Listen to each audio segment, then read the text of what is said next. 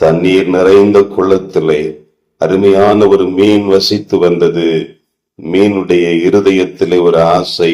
வானத்திலே சிறகடித்து பறந்து கொண்டிருந்த பறவையை பார்த்து ஆசைப்பட்டது. நானும் அந்த பறவையைப் போல பறக்க வேண்டும் என்று சொல்லி கரையிலே துள்ளி விளையாடி கொண்டிருந்த நாய்க்குட்டியை பார்த்து ஆசைப்பட்டது. நானும் அந்த நாய்க்குட்டியை போல துள்ளி விளையாட வேண்டும் என்று ஆசைப்பட்டது.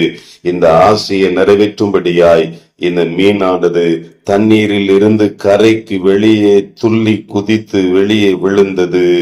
நல்ல அருமையான குளம், நல்ல பாதுகாப்பு நிறைந்த இடம், நல்ல தண்ணீர், எல்லாவற்றையும் மறந்து போன மீனானது தனக்குள் இருந்த ஆசை நிறைவேறும்படியாய் நல்ல பாதுகாப்பான இடத்திலிருந்து வெளியே துள்ளி குதித்து சற்று நேரத்தில் துடிதுடித்து தன்னுடைய உயிரை மாய்த்து கொள்ளுகிறது. என் அன்பு உள்ளங்களே, உலகத்தில் உள்ளவைகளிலும் அன்பு கூறாதிருங்கள் என்று வேத நமக்கு எச்சரிப்பை கொடுக்கிறதே. மாயையான உலகத்திலே வாழ்ந்து கொண்டிருக்கிற இன்றைய சமுதாயத்திலே அநேகருடைய வாழ்க்கை இப்படியாய் சீரழிந்து கொண்டிருக்கிறது. பார்ப்பதற்கு நல்ல அருமையாய் தோன்றுகிற பல காரியங்களை அனுபவிக்கும்படியாய் இன்றைக்கு தன் வாழ்க்கையை தொலைத்து கொள்ளுகிற அநேகரை பார்க்க முடிகிறது. ஆண்டவருடைய வார்த்தையின்படி வாழும்படியாய் ஆண்டவர் நமக்கு கற்றுக் கொடுத்திருக்கிறாரே.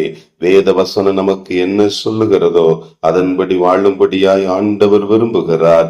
சொர்க்கலோகத்தின் பங்குள்ள பாத்திரங்களாய் மாற வேண்டும் என்று சொன்னால் இந்த வேத வசனம் நமக்கு இட்ட கட்டளைகளை அப்படியே நிறைவேற்றும் பொழுது வேதத்தை அப்படியே அறிந்திருக்கிற நாம் வேதத்தின்படி வாழ அப்படியே அர்ப்பணிக்க அழைக்கப்பட்டிருக்கிறோம். இல்லை என்றால் இந்த உலகம் நம்மை கொண்டுவிடும். பிசாசானவன் நம்மை பிடித்து நரகத்திற்கு நேராய் கொண்டு போய் விடுவான் என்பதை உணர்ந்தவர்களாய் இந்த நாளிலே ஆண்டோடைய கரத்தில் நம்மை அர்ப்பணிக்க அழைக்கப்பட்டிருக்கிறோம். நீதிமொழிகளின் புஸ்தகம் 27:8 இப்படியாய் எழுதப்பட்டிருக்கிறது. தன் கூட்டை விட்டு அலைகிற குருவி எப்படி இருக்கிறதோ அப்படியே தன் ஸ்தானத்தை விட்டு அழைகிற மனுஷனும் இருக்கிறான் என்பதாக இன்றைக்கு நமக்கு கொடுக்கப்பட்ட ஸ்தானத்தை இழந்து போகாதபடி நமக்கு கொடுக்கப்பட்டிருக்கிற நல்ல சூழலை நீங்களும் நானும் தொலைத்து விடாதபடி அதையே நாம் பற்றி கொள்ளும்படியாய் ஆண்டவர் அழைக்கிறார்.